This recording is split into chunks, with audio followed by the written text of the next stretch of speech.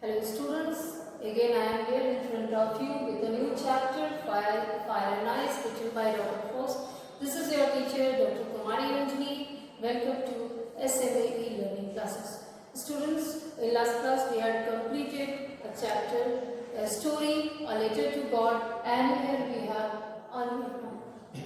Fire and Ice, written by Robert Frost. Robert Frost, you know, this is not an unknown name for you. Last poem also, The Dust of Snow. The last poem, The Dust of Snow, we had enjoyed. It was written by Robert Frost, so you are knowing about him.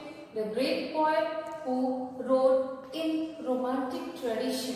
One more point should be added about him, that he wrote in romantic tradition. Romantic genre was there. He was not a romantic poet, but that tradition he followed. He was an American poet, but he followed romantic tradition. Why I am telling romantic tradition?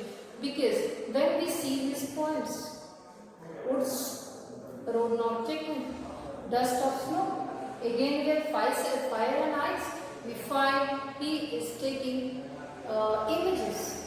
He is taking images from the world of nature, like dust, snow, hamlet tree, crow, woods, road. Then after that, fire also, ice. These all are part of nature.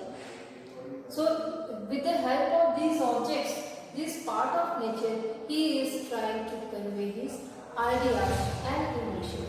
Above all, one thing is very important about it. He means that in almost all his poems, he is sending a great message for the people. He is arousing our emotions. He is discussing about the common problem that we people are facing. Everyone is facing.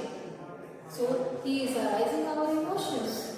He is talking about our emotions, our feelings. And here also the poem Fire and Ice, that is also conveying the same. When we go through the poem, students, what we find before that, let me give a brief summary of this poem. Actually, the poet is talking about of how the world will make its step. The world will end. It's about how the world will end. The poet is telling there are two groups. One group is in favor of fire. One group is telling that the world will be destroyed by fire.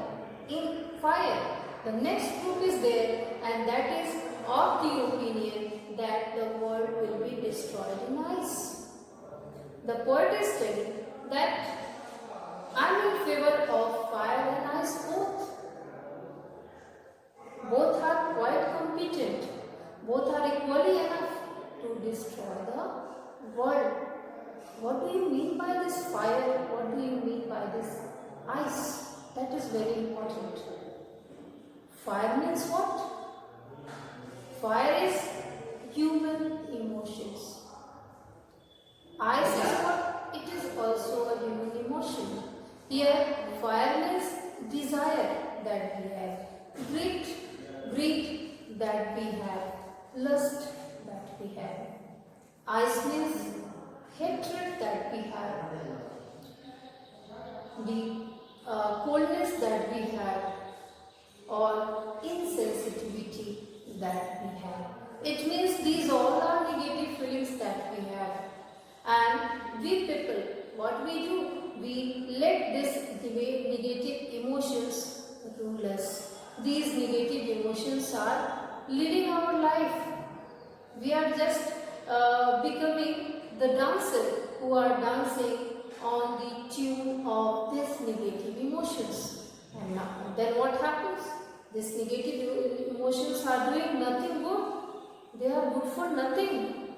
They are just doing destruction. They are destructing our inner self, and they are destructing the world around. This is what the poet is conveying to us. When we go through the poem, first of all, I will read the poem to you. Some say the world will end in fire.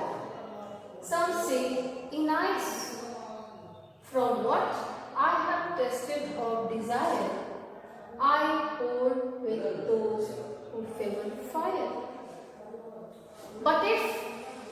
had to pay this twice. I think I know enough of it to say that for destruction eyes is also great and would suffice. So here the poem is, and it's about the emotions of human being that is leading, that are emotions of human being that are leading to destruction. The first 4 lines we will discuss, children, first, and then after that the next 4 we will discuss. You see, the poet is telling, the poet here, he is referring to 2 groups of people. Some of them are telling that the world will end in fire. This is a very simple line. Some of them, the other group is telling it will be destroyed in fire, because of fire. From what I have tested of desire, now the poet is using the word desire. What is this desire? Desire that we have, the greed that we have. Desire, it means willing to have something more and more. I hold with those who favor fire. Favor means what? Who approve. Approval.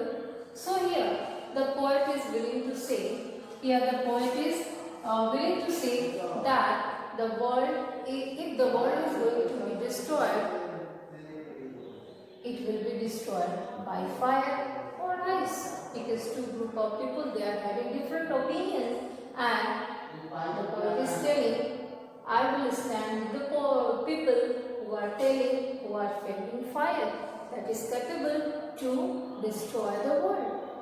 Now you see, children, fire means what? Fire is human emotion. It means what? You see, desire, greed, lust. These emotions, they are collectively, they are negative emotions.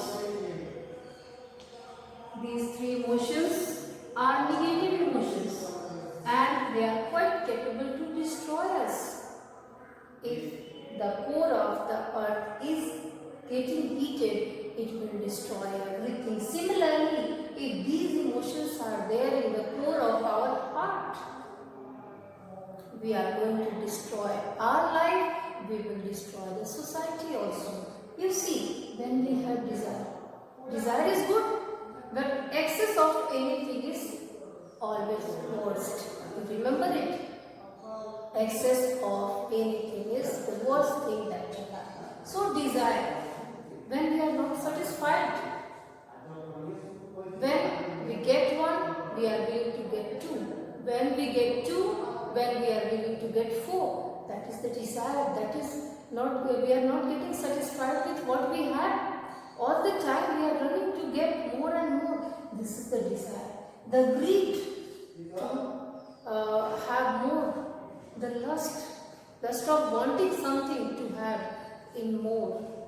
That is lust. The desire that you have. So these 3 emotions are included here. They are negative. See, children, you have seen the rat trap. Did you see the rat trap? You have seen. In almost all homes, we find rat trap is there. Rat trap, that is चूहेदान, चूहे पकड़ने का जो पिंजरा होता है, that is called rat trap. We generally used to have rat trap in order to catch rat.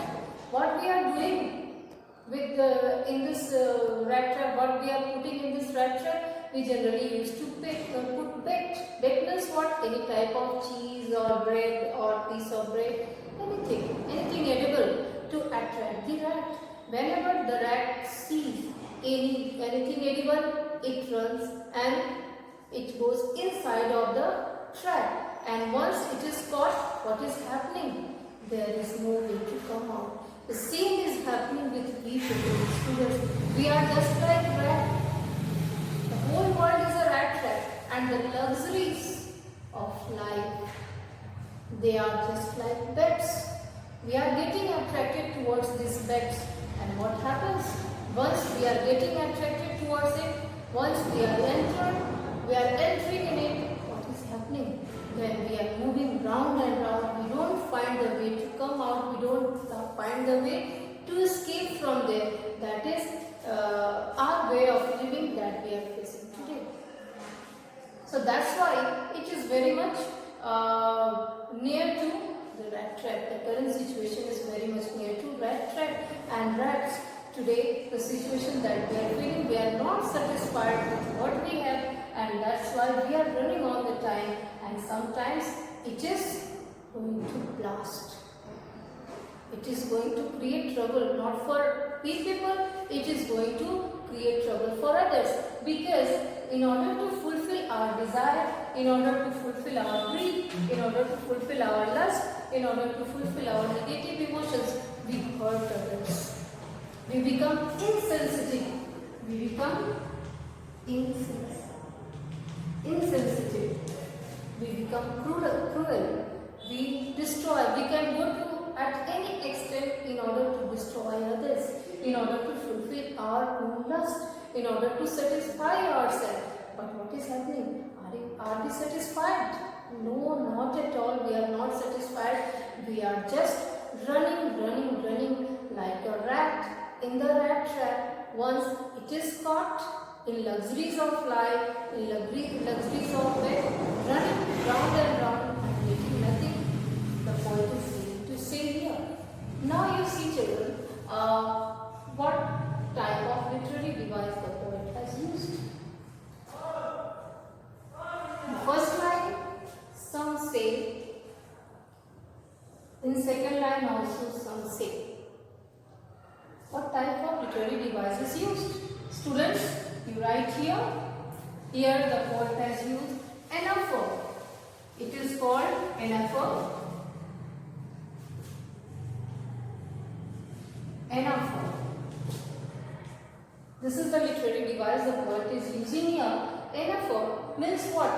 The repetition of a word or the phrase into consecutive lines. First line and second line. Some say.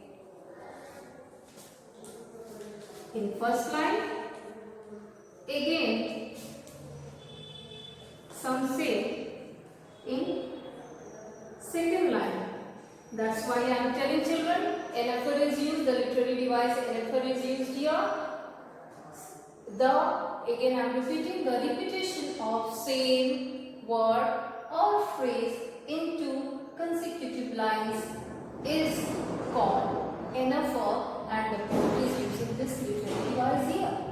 Now you see that the poet is personifying them also. Personification is also there. You see, children, personification is also here.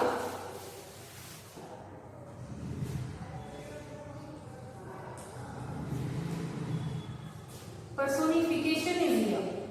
What do you mean by this personification? You see, when the poet is